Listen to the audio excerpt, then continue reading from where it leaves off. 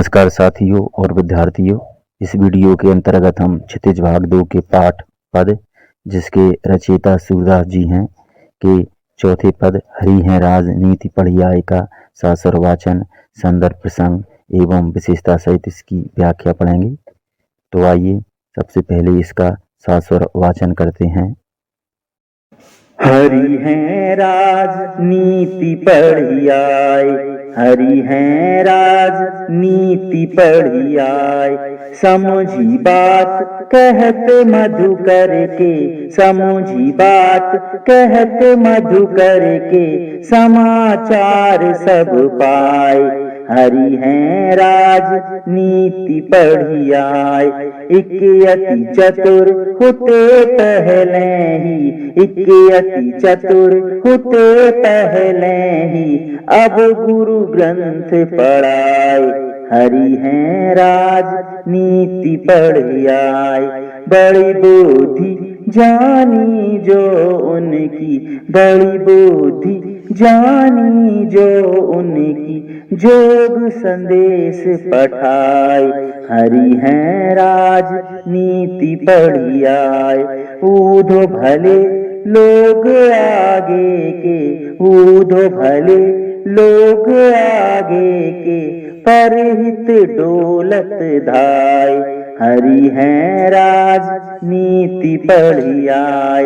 अब अपने मन फेर पाही हैं, अब अपने मन फेर पाही हैं, चलत जुहुते चुराए। हरि हैं राज नीति पढ़ियाय। ते क्यों अनीति करें आपुन जे, ते क्यों अनीति करें आपुन जे, और अनीति छुड़ाए। हरि हैं राज नीति पढ़ियाय। राज धर्म तो यही सूर जो, राज धर्म तो यही सूर जो, प्रजा न जाहि सताए। हरि हैं राज नीति पढ़ियाय, हरि हैं राज नीति पढ़ियाय। आइए अब हम शब्दार्थों को पढ़ते हैं। हरि अर्थात श्री कृष्ण, समझी अर्थात समझना या समझ में आ जाना, मधुकर अर्थात भौरा। लेकिन यहाँ मधुकर शब्द उद्धव के लिए गोपियों द्वारा प्रयुक्त संबोधन है। होते अर्थात थे। गुरु ग्रंथ अर्थात बड़े बड़े ग्रंथ। वैसे गुरु के दो अर्थ होते हैं, एक गुरु शिक्षक और दूसरा गुरु बड़े बड़े या भारी भरकम। पठाए अर्थात भेजा, आगे के अर्थात पहले के या पुराने जमाने के लोगों से यहाँ मतलब है। परहित अर्थात दूसरों के कल्याण के लिए या दूसरों की भलाई के लिए। डोलत धाये से आशय है घूमते फिरते थे। वैसे डोलत का मतलब होता है इधर उधर घूमना और धाय का मतलब होता है दौड़ना। यहाँ डोलत धाय का मतलब होगा घूमते फिरते थे। फेर पाई हैं से आशय है फिर से पालेंगी या फिर से प्राप्त कर लेंगी। होते अर्थात थे। अनीति अर्थात अन्याय या नीति के विरुद्ध कार्य करना। आपन अर्थात स्वयं। राजधर्म अर्थात राजा का धर्म। यही अर्थात यही। जाहि अर्थात जाए। आइए अब हम संदर्भ को जानते हैं। प्रस्तुत पद हमारी पाठ पुस्तक क्षितिज भाग 2 के पाठ पद से लिया गया है। इसके रचयिता सूरदास जी हैं। तो ये हमारी क्षितिज भाग 2 है, उसका पाठ पद से लिया गया है इस पद को, और इसके रचयिता सूरदास जी हैं। आइए अब हम प्रसंग को पढ़ते हैं। प्रस्तुत पद में गोपियां श्री कृष्ण के राजनीति से भरे आचरण पर व्यंग करते हुए उन्हें उद्धव के माध्यम से राजधर्म का पाठ पढ़ा रही हैं। इस पूरे पद में एक ओर गोपियों ने श्री कृष्ण के व्यवहार पर व्यंग किया है, तो वहीं दूसरी ओर उन्हें राजधर्म अर्थात राजा के धर्म का पाठ भी उद्धव के माध्यम से पढ़ाया है। देखिए, हरि हैं राज नीति पढ़ियाय, अर्थात श्री कृष्ण ने राजनीति पढ़ ली है, इसलिए वह बड़े चालबाज हो गए हैं। यहाँ पर व्यंग है। एक अति चतुर होते पहले ही अब गुरु ग्रंथ पढ़ाए। एक तो भी पहले से ही बहुत चतुर थे, अब उन्होंने बड़े बड़े ग्रंथ भी पढ़ लिए हैं। यहाँ पर भी व्यंग है। बड़ी बुद्धि जानी जो उनकी जोग संदेश पठाए। उनकी बुद्धि बढ़ गई है, इसलिए उन्होंने हमारे लिए योग का संदेश भेजा है। यहाँ पर भी व्यंग है। अब नीचे देखिए, ते क्यों अनीति करें आपन जे और अनीति छुड़ाए। वह हमारे साथ अनीति अर्थात अन्याय क्यों कर रहे हैं, जबकि वह तो दूसरों को अन्याय करने से रोकते हैं। राज धर्म तो यह सूरजो प्रजा न जाहि सताए। राजा का धर्म तो यही होता है कि वह अपनी प्रजा को ना सताए। तो हम कह सकते हैं कि ऊपर की पंक्तियों में व्यंग है और नीचे उन्होंने उद्धव के माध्यम से श्री कृष्ण को राजधर्म का पाठ पढ़ाया है। आइए अब हम व्याख्या को पढ़ते हैं। हरि हैं राजनीति पढ़ियाए।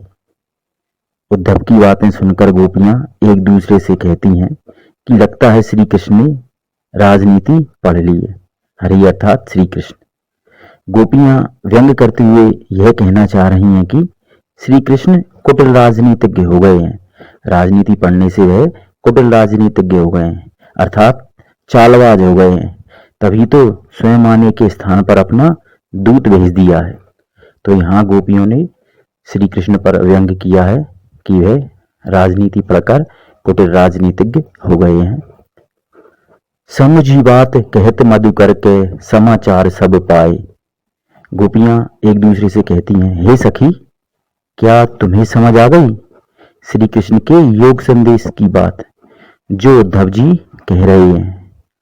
समझी बात समझ में आ गई। मधुकर के अर्थात उद्धव जी कहते यानी जो कह रहे हैं, समाचार सब पाए। क्या तुमने सारा समाचार पा लिया? श्री कृष्ण ने जो समाचार भेजा था वह सारा समाचार तुमने पा लिया? आगे, एक अति चतुर होते पहले ही अब गुरु ग्रंथ पढ़ाए। गोपियों ने इस पंक्ति में भी व्यंग से काम लिया है, क्योंकि श्री कृष्ण ने प्रेम प्रसंग में दूत से काम लिया है। इस पर गोपियां व्यंग करते हुए कहती हैं कि वह पहले से ही अति चतुर थे। वह अर्थात श्री कृष्ण पहले से ही अति चतुर थे। अब ऊपर से उन्होंने बड़े बड़े ग्रंथ भी पढ़ लिए हैं, गुरु ग्रंथ अर्थात बड़े बड़े ग्रंथ, और इन ग्रंथों को पढ़कर उनकी बुद्धि और बढ़ गई है, अर्थात वह और ज्यादा बुद्धिमान हो गए हैं। बढ़ी बुद्धि जानी जो उनकी जोग संदेश पठाए। बढ़ी बुद्धि अर्थात उनकी बुद्धिमत्ता या बड़ी बुद्धि का पता इसी बात से चलता है कि उन्होंने हमारे लिए योग का संदेशा भिजवाया है। जोग संदेश पठाए, पठाए अर्थात भिजवाना, योग संदेश अर्थात योग का संदेशा। उनकी बड़ी बुद्धि का पता इसी बात से चलता है कि उन्होंने हमारे लिए योग का संदेशा भिजवाया है। यहाँ पर भी व्यंग है और व्यंग के माध्यम से गोपियां कहना चाह रही हैं कि श्री कृष्ण ने अपनी छोटी बुद्धि का ही परिचय दिया है। वह कह तो रही है कि उनकी बुद्धि बढ़ गई है, वह बुद्धिमान हो गए हैं, लेकिन कहने का उनका आशय है कि उनकी बुद्धि बहुत छोटी है। उन्होंने अपनी अज्ञानता का ही परिचय दिया है, जो हमारे लिए जटिल योग का संदेशा भिजवाया है, जिससे हमारा कोई मेल नहीं है। गोपियों के कहने का आशय है कि योग तो बहुत जटिल है, हम उसकी भाषा नहीं समझती, हम तो सरल प्रेम की भाषा समझती हैं, और श्री कृष्ण ने हमारे लिए जटिल योग का संदेशा भिजवाकर अपनी छोटी बुद्धि का ही परिचय दिया है। आगे, ऊधो भले लोग आगे के परहित डोलत धाये। गोपियां कहती हैं, हे उद्धव, पहले के लोग बड़े भले होते थे, जो दूसरों के कल्याण के लिए घूमते फिरते थे। ऊधो भले लोग आगे के अर्थात पहले के लोग बड़े भले होते थे। परहित अर्थात दूसरों की भलाई के लिए या दूसरों के कल्याण के लिए डोलते फिरते थे। यहाँ पर गोपियों का आशय यह है कि अब सब बदल गया है, श्री कृष्ण भी बदल गए हैं और हमें भूल गए हैं। वह हमसे प्रेम संबंध भी नहीं रखना चाहते हैं और दूर रहना चाहते हैं, तभी तो मिलने के स्थान पर भूल जाने का संदेश भिजवाया है। गोपियां कहती हैं कि हे उद्धव, आप पहले के लोगों जैसे हैं जो हमारे भले का विचार करके उनका संदेशा लेकर यहाँ आ गए हो। अब अपने मन फेर पाई हैं चलत जो होते चुराए। गोपियां कहती हैं कि हे उद्धव, आप तो उनका संदेशा लेकर आ गए, योग का संदेशा, और यह सोचकर आए हो कि इससे हमारा भला होगा। लेकिन हे उद्धव, अब हमारा भला तभी होगा जब हम अपना मन फिर से वापस पा लेंगे। अब अपने मन फेर पाई हैं अर्थात फिर से पा लेंगे, जिसको मथुरा जाते समय श्री कृष्ण चुरा कर ले गए थे। चलत जू जाते समय होते अर्थात थे, चुराए अर्थात चुरा कर ले गए थे। हे उद्धव, अब हमारा भला तभी होगा जब हम अपना मन फिर से वापस पा लेंगे, जिसको मथुरा जाते समय श्री कृष्ण चुरा कर ले गए थे।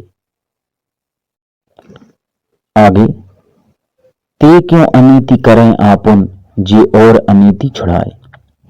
यहाँ कुछ समझने वाली बात है। जैसे व्यंग में भले गोपियां कुछ कह रही हों, परंतु इसके विपरीत उनको लगता है कि वह श्री कृष्ण के प्रेम को नहीं भूल सकती, तभी तो योग संदेश से वह आहत हो गई हैं। देखिए, व्यंग में गोपियों ने भले कह दिया है कि हमें अपना मन वापस चाहिए, लेकिन अंदर से उनको यह लगता है कि वह श्री कृष्ण के प्रेम को नहीं भूल सकती। जब श्री कृष्ण ने योग का संदेश भिजवाया, उन्हें भूल जाने की बात उद्धव के द्वारा कहलवाई, तो इस बात से गोपियां बड़ी आहत हुई, बड़ी दुखी हुई। और इसी दुख का पता इन पंक्तियों से चलता है। गोपियां दुखी स्वर में कहती हैं कि इस तरह का संदेशा भिजवाकर श्री कृष्ण स्वयं ही हमारे साथ अन्याय क्यों कर रहे हैं, जबकि वह तो दूसरों को अन्याय करने से रोकते हैं। देखिए, ते क्यों अनीति, ते अर्थात बे, क्यों अर्थात किस लिए, अनीति अर्थात अन्याय, नीति के विरुद्ध कार्य, करें अर्थात कर रहे हैं, आपन अर्थात स्वयं, वे स्वयं ही हमारे साथ अन्याय क्यों कर रहे हैं, जबकि जे और अनीति छुड़ाए, और अर्थात दूसरों को अनीति से छुड़ाते हैं अर्थात अनीति करने से रोकते हैं, वह श्री कृष्ण ही हमारे साथ अन्याय क्यों कर रहे हैं। अर्थात योग संदेश की बात कहलवाना और भूल जाने की बात कहलवाना, ये सब गोपियों को अन्याय लग रहा है। आगे, राज धर्म तो यह सूर जो प्रजा न जाहि सताए। अब गोपियां उद्धव के माध्यम से श्री कृष्ण को एक राजा का कर्तव्य याद दिला रही हैं। देखिए, सूरदास जी के शब्दों में गोपियां राजधर्म का पाठ पढ़ाते हुए कहती हैं कि कृष्ण राजा हैं और राजा का तो यही धर्म होता है कि वह अपने राज की प्रजा को ना सताए और ना ही उस पर अन्याय करे, अर्थात प्रजा के हितों के कार्य करे। और गोपियों का हित इसी में है कि श्री कृष्ण आकर स्वयं उनसे मिलें। आइए अब हम विशेषता को पढ़ते हैं। पहली विशेषता, प्रस्तुत पद में गोपियों का उद्धव को राजधर्म याद दिलाना सूरदास जी की लोक धर्मिता को दर्शाता है।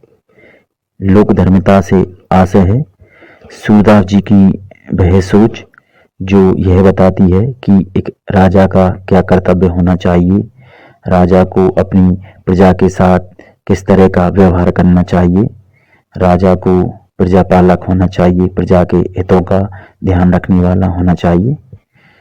तो इस पद में सूरदास जी की इस सोच का, उनकी लोक धर्मिता का पता चलता है। दूसरी विशेषता, पद की भाषा निखरी ब्रजभाषा है। तीसरी विशेषता, पद का जो छंद है वह गेय पद है। चौथी विशेषता, पद में कई स्थानों पर अनुप्रास अलंकार आया है, जैसे हरि है में हा हा की आवृत्ति हुई है, समाचार सप्ताह में सा की आवृत्ति हुई है, बढ़ी बुद्धि जानी जो उनकी, इसमें भी अनुप्रास अलंकार है। अब आपने मन, इसमें भी अनुप्रास अलंकार है। और पंक्तियों के आखिर में ए वर्ण की आवृत्ति हुई है, तो यहाँ पर भी अंत्यानुप्रास अलंकार है। अगली विशेषता पद में माधुर्य गुण है। अगली विशेषता पद में वियोग श्रृंगार रस है। और सातवीं विशेषता है पद में व्यंग के साथ साथ गोपियों की पीड़ा भी झलक पड़ी है। तो इस पद में ऊपर की पंक्तियों में गोपियों का व्यंग है जो श्री कृष्ण के ऊपर है, और नीचे की पंक्तियों में गोपियों की पीड़ा का भी पता चलता है कि श्री कृष्ण उनके साथ अन्याय क्यों कर रहे हैं। इन बातों से गोपियों की पीड़ा का पता चलता है। इस तरह यह हमारा पद पूरा हुआ। उम्मीद है आप सबको समझ में आया होगा। वीडियो में अंत तक बने रहने के लिए आप सभी का धन्यवाद। जय हिंद।